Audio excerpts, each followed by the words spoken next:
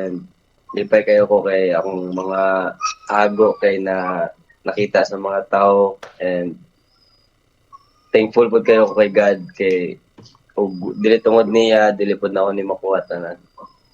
Mm.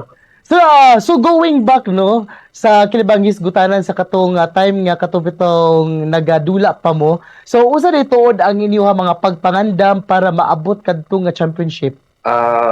Ang pagpangandam yato kay disiplina gito nga training, and ginasunod lang gid po ang system sa among coach kanang salig lang gid mi sa ilang gusto nga mahitabo kay kabalo mi nga sila ang mas nakabalo asa mi mas plus target padula, and bisag-asa gid mo adto dalan gid na mag-ampo ang among ginabuhat.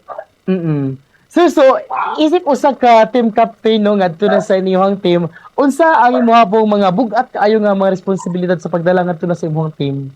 Ah, sa team captain jud sir, ang role gid nga akong ginakuan kay ang pag-lead sa team ba kay di man ako kontrolado ang lihok sa mga kauban mo nang ako gid sila ginastorya og tarong na mag-communicate jud og tarong sila para magkasinabot jud mi nya.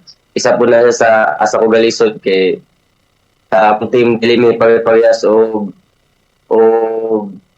language ay dialect kay ang uban Tagalog, ang uban Ilonggo, kay lahi-lahi ra pud ng probinsya. And sa naglist jud ko is sa mental jud kay siyempre ako dapat nga sa captain dili dapat nga ako yung unang suko, dapat ako isa paglisod na kayo nagyapon ko di ako sukol para ila ko makita sa role model. Sir, so dinhi sa probinsya sa Bukidnon sir no, pwede ba nato masayaran asa ka gapuyo diri sa Bukidnon og asa ka eskwela? Gaskila ko sa FEU Diliman, pero sa una di sa Bukidnon, gaskila ko sa Holy Cross. Tas kapuyo ko sa Belen Homes, Ground 16, Damilag, Manila Fortits, Bukidnon. And pagka tama na ako grade 8 sa Holy Cross, tas grade 9, balin ako Manila. Okay, so naa ka sa FAU sa pagkakaroon. So, tuod sir, isip usa ka kini ba nga player sa pagkakaroon nga kana syempre layo kay ka ngadto na sa imuha ba nga pamilya, giunsa daytod nimo pag-balance pod no ang imuha ba nga kinabuhi, hilabi na usab pod no nga isip usa pod ka kini ba nga player sa kini mga football sa pagkakaroon. Ako dyan, ako yung ginahimog motivation ng akong mga pamilya, ako labi na akong mama, akong igsoon, o para po sa akong kagalingon para sa akong future. Mo yung wala kay ko galisod kay kabalo ko nga para po niya sa ako akong mga ginabuhat para sa akong pamilya, o kabalo po ko nga naraji mubunga kay pangayo di po ko gaampo di po ko permente kapangayo og tabang sa Ginoo kay lisod man pud og wala siya sa atong kilid.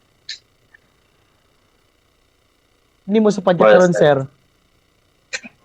Sir? Ang pila na edad nimo sa pagkakaroon?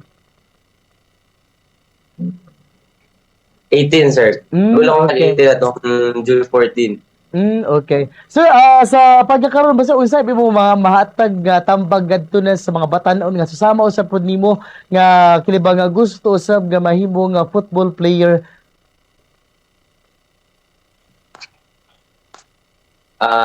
Ako lang yung matambag kay tambag sa mga batanon kay musalig lang gid silang kaugalingon, and kung namoy gusto i-achieve ay gid magundang nya tagig time inyong kaugalingon nga mag-training kay wala may shortcut sa success, and wala po'y magic at football, kailangan jud nimo haguan and mag-amping ta sa tong kaugalingon kay delikado mo injury kay mo gyud mo pugong sa atong pangandoy. And so going back sir no sa kini bang journey usab pud nato sa kinindula, like pila edad nato nga nagasugod ta or kanang ngano nagka-interest ta sa kining dula nga football? sa una gyud atong kuan, sa una basketball mo gid akong ginadula, tas mga alingaw og tanaw football ba, tas mo to gilistingan ako kinder 2 ata ko ato pagmanog kinder to grade 1, mag dito na ko ni-appeal na ko club dito, mga 6 years Mm-mm. old ko ato. Ako sa Oles, ako elementary school. And mo to na hiligan po na ako siya pero ako gyud po ako sa to ay basketball. Nya kamulog ginasabay lang na ako ang duha ba kay parehas mo ko malingaw gud nya. To magkaabot ako mga 2023 yata to dito ko na scout sa akong coach.